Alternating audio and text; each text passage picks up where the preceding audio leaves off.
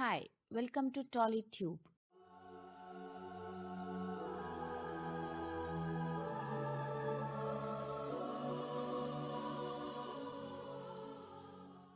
కొన్ని సినిమాలు ఏళ్లు గడిచినా అలాగే నిలిచిపోతాయి.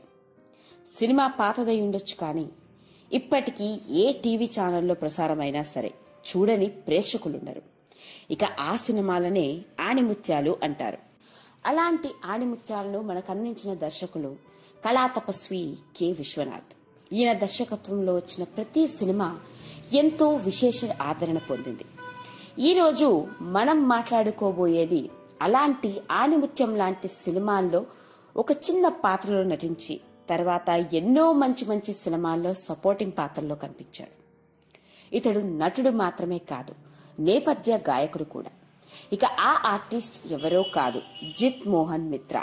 ఏంటి ఈయనెవరబ్బా అని ఆలోచిస్తున్నట్టున్నారు. అంతగా చెప్పుకోదగ్గ విశేషం ఉన్న నటుడా ఈయన అని కూడా అనుకుంటున్నారు. ఇక ఈ నటుడు ఎవరో కాదు, మనకు గనక బాగా తెలియాలి అంటే శంకరాభరణం సినిమాలో శంకర శాస్త్రి సంగీతాన్ని అవహేళన చేస్తూ పాశ్చాత్య సంగీతం గురించి ఆయన దగ్గరే మాట్లాడుతూ ఆయన చేతుల్లో కంగు తినే సన్నివేశంలో కనిపిస్తాడే, అతడే ఈ జిత్ మోహన్ మిత్రా. ఈ జిత్ మోహన్ మిత్రా పూర్తి పేరు శ్రీపాద జితమోహన్ మిత్రా. రాజమండ్రికి చెందిన ఇతడు కేవలం సినిమా రంగం మీద ఉన్న ఆసక్తి అతడి నటుడిగా చేసింది. నిజానికి ఇతడికి ఎటువంటి సినిమా బ్యాక్గ్రౌండ్ లేదు. సినిమా రంగంలోకి అడుగు పెట్టడం కంటే ముందే ఇతను ఒక మంచి సింగర్ కూడా. గాయకుడిగా ఎన్నో పాటలు స్టేజ్ పర్ఫార్మెన్స్ ఇచ్చాడు. ఆర్కెస్ట్రా సినిమా పాటలు పాడుతూ తనకంటూ ఒక మంచి గుర్తింపును సంపాదించుకున్నాడు. అప్పట్లోనే రాజమండ్రి జిల్లాలోనే ఈయనకి సింగర్ గా మంచి పేరు ఉంది. ఇక అలాంటి సమయంలోనే సపోర్టింగ్ ఆర్టిస్ట్ గా సినిమా రంగంలోకి అడుగుపెట్టాడు.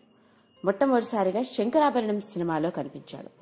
ఆ తరువాత సాగర సంగమం, సిరివెన్నెల, శుభలేఖ, శృతిలయలు, శ్రీవారికి ప్రేమలేఖ, హై హై నాయక, ప్రేమ ఎంత మధురం, సప్తపది వంటి సినిమాల్లో కనిపించాడు. ముఖ్యంగా సప్తపది సినిమాలో గోవుళ్ళు తెల్లన పాటలో కనిపించాడే, అతడే ఈ జిత్ మోహన్ మిత్రా. సపోర్టింగ్ ఆర్టిస్ట్ గా ముఖ్యంగా విశ్వనాథ్ జంధ్యాల సినిమాల్లో కనిపించాడు. ఆర్టిస్ట్ గా ఎంతో మంచి నటనను కూడా కనబర్చాడు.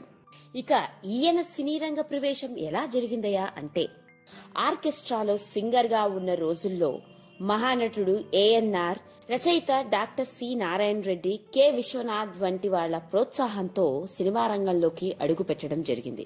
ఒక పక్క సినిమాల్లో బిజీగా ఉంటూనే ఇతడు నేపథ్య గాయకుడిగా దాదాపు 6,000కి పైగా పాటలు పాడాడు.